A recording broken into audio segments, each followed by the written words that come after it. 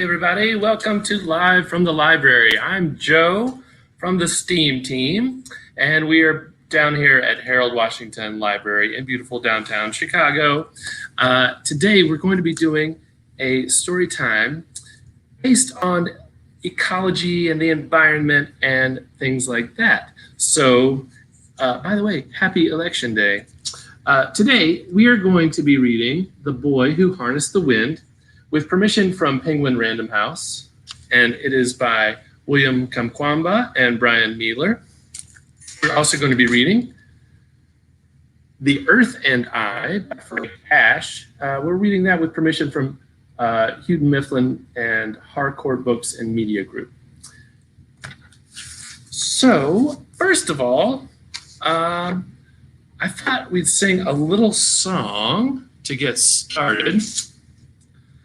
This is a song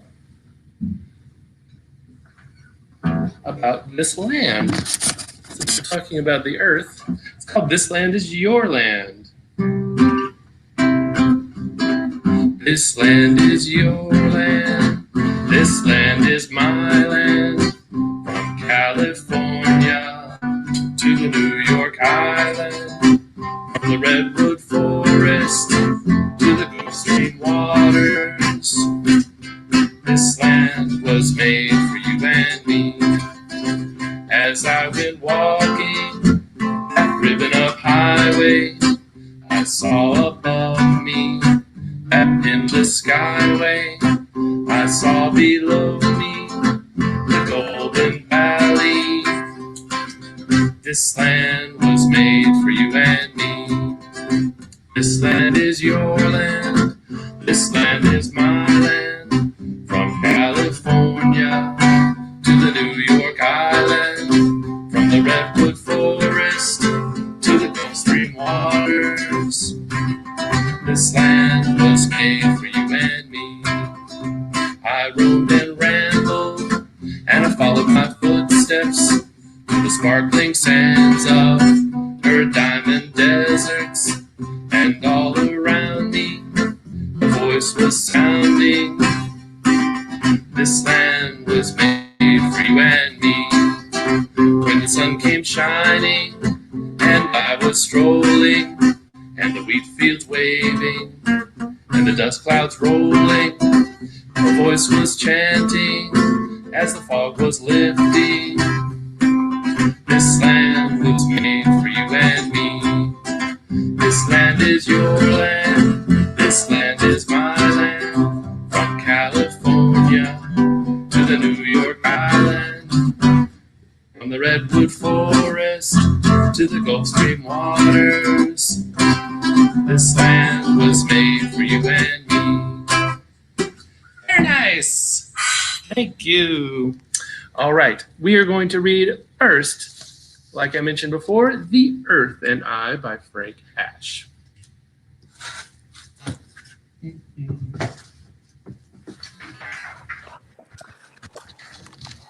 The Earth and I.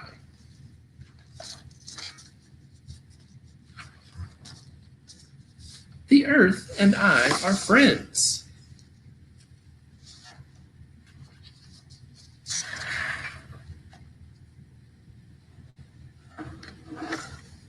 Sometimes we go for long walks together. I tell her what's on my mind. She listens to every word.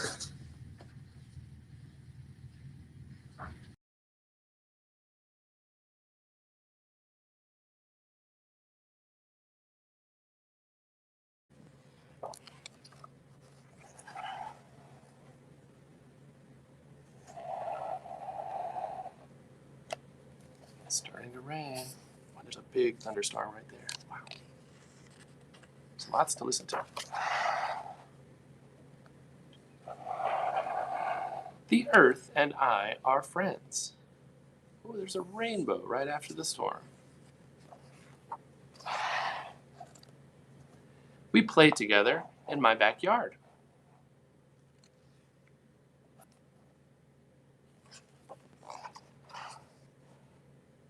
I help her to grow. She helps me to grow.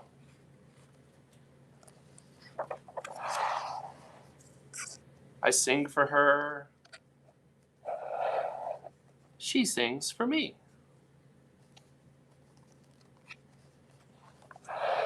I dance for her.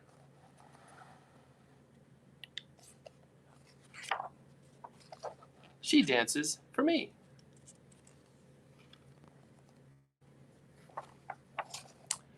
When she's sad, I'm sad. Look at all this garbage in the river. Yuck. Oh, wow.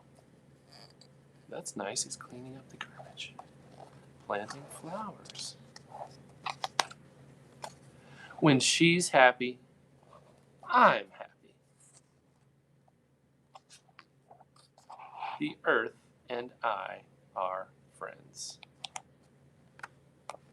Very good. So there are lots of different things we can do to help the earth. Sometimes there's pollution and litter and stuff. We can walk around like the character in that book was doing and clean up stuff, pick up trash. That's wonderful, a wonderful thing to do. Another thing we can do is reduce the amount of energy that we use. So if we turn off the lights when we leave a room, that helps the earth because we don't have to produce as much electricity and pollute the air. There's also a way to make electricity without polluting. There's a couple of different ways. And one of those ways is in our next story called The Boy Who Harnessed the Wind. And this is about the author here. His name is William Kamkwamba. And when he was a boy, he built a windmill. And this is the story he wrote about him doing that. So we're going to read this story, and then we're going to build our own version of a windmill. All right. The Boy Who Harnessed the Wind. In a small village in Malawi, where people had no money for lights, nightfall came quickly and hurried poor families to bed. But for William, the darkness was best for dreaming. He dreamed of building things and taking them apart. His grandpa's tales of magic also whispered in the pitch black of his room.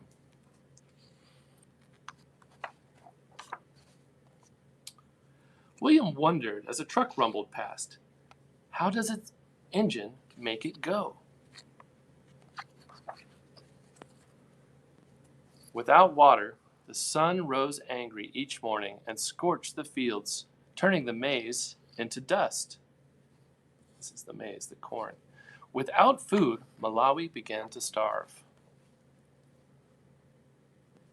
Money also disappeared with the rain. For weeks, William sulked under the mango tree until he remembered the library down the road. He found science books filled with brilliant pictures. With his English dictionary close by, William put together how engines moved those big trucks, how radios pulled their music from the sky. But the greatest picture of all was a machine taller than the tallest tree with blades like a fan. A giant pinwheel? Something to catch magic? Slowly, he built the sentence. Windmills can produce electricity and pump water. He closed his eyes and saw a windmill outside his home, pulling electricity from the breeze and bringing light into the dark. He saw the machine drawing cool water from the ground, sending it gushing through the thirsty fields. This windmill was more than a machine. It was a weapon against hunger. In the junkyard, pieces appeared like rusted treasures in the tall grass. A tractor fan, some pipe, and bearings and bolts that required every muscle to remove. After many weeks, William arranged his pieces in the dirt.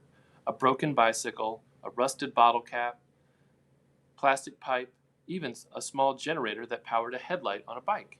For 3 days, he bolted, banged, and tinkered while chickens squawked and dogs barked.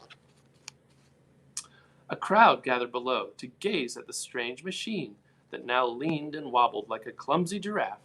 Some giggled, others teased, but William waited for the wind. Like always, it came. First a breeze, then a gusting gale. The tower and the blades spun around. With sore hands, once slowed by hunger and darkness, William connected wires to a small bulb, which flickered at first, then surged as bright as the sun. He shouted, "I have made electric wind!" William knew he had just begun. Light could not fill empty bellies, but another windmill could soak the dry ground, creating food where there once was none.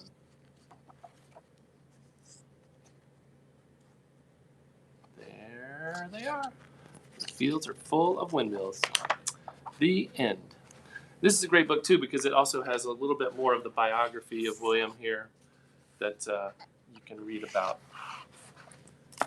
Very nice. All right. So now we're going to build a pinwheel. It's kind of like a windmill. Like that. What you need is a square of paper, a thumbtack, and a pencil, and a pair of scissors if you want. Okay, so we're going to start with those things. I will show you here.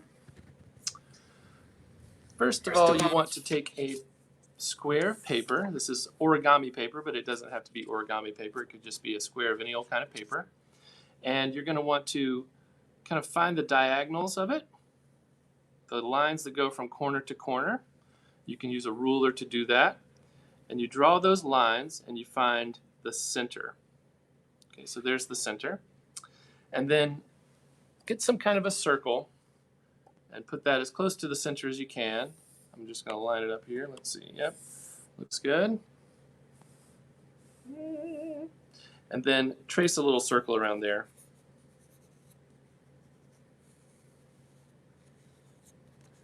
And hopefully that circle is centered. It's all right. Pretty close. Then take your scissors and cut the diagonals until you reach that circle. So not all the way to the middle. You're just going to cut down the diagonal until you reach the center. And there's more complicated windmills or pinwheels that you can make, I'm sure. And there are templates on the internet for that if you care to do that. But this is kind of the simplest one. So once you've got those cut, what you're going to do then is eventually fold these over into the center like that. Okay, but first we're going to just make a little mark on each one, the one that you're going to fold in. Let's see. I'm going to fold this one in. Yeah. So make a little dot there. I'll put a little dot on this one. That's going to be where the pin is going to stick through. Okay? I'm just going to go ahead and poke a hole in where that dot is. Moms and dads, uncles and aunts, adults who are there, you're going to want to do this part because you might get stuck with a pin unless your kids are old enough. So you poke a little hole where that dot is.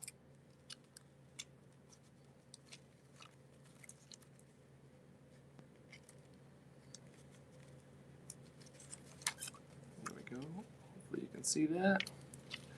And then you can kind of line up those holes when you fold in the sides of your, fold in those flaps. You kind of line them up, sticking the pin through.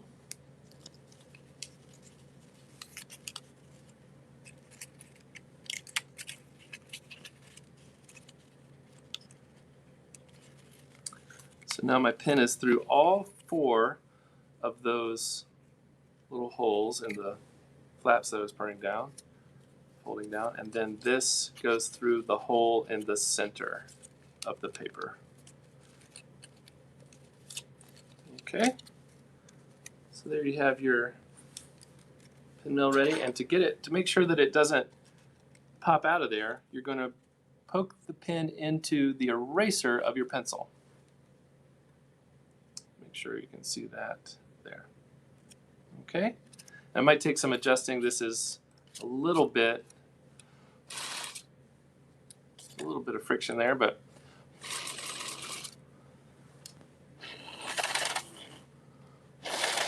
there we go. I don't know if you can see that. Very good. Here we go. So you made your very own windmill. Cool. All right. So we're almost done. We have read 2 stories. We sang a song. We've made a little windmill. Maybe we can sing another song just to end our story time.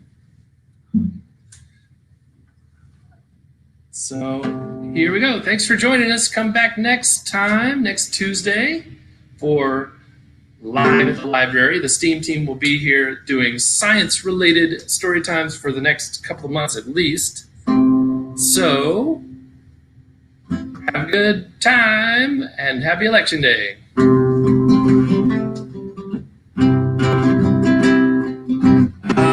Irene, good night. Irene, good night. Good night, Irene. Good night, Irene. I'll see you in my dreams. Foxes sleep in the forest. Lions sleep in their dens. Goats sleep on the mountainside, and pigs sleep in their pens. Irene, good night. Irene, good night. Good night, Irene. Good night, Irene. I'll see you in my dreams. Whales sleep in the ocean. Zebras sleep on land. Hippos sleep on the riverside, and camels sleep in the sand. Irene, good night. Irene, good night. Good night, Irene. Good night, Irene. I'll see you in my dreams. Coyotes sleep in the canyon. Birds sleep in the tree. And when it's time for me to rest, my bed's the place for me. Irene, good night. Irene, good night. Good night, Irene. Good night, Irene. I'll see you in my dreams. Bye. Thanks for joining us.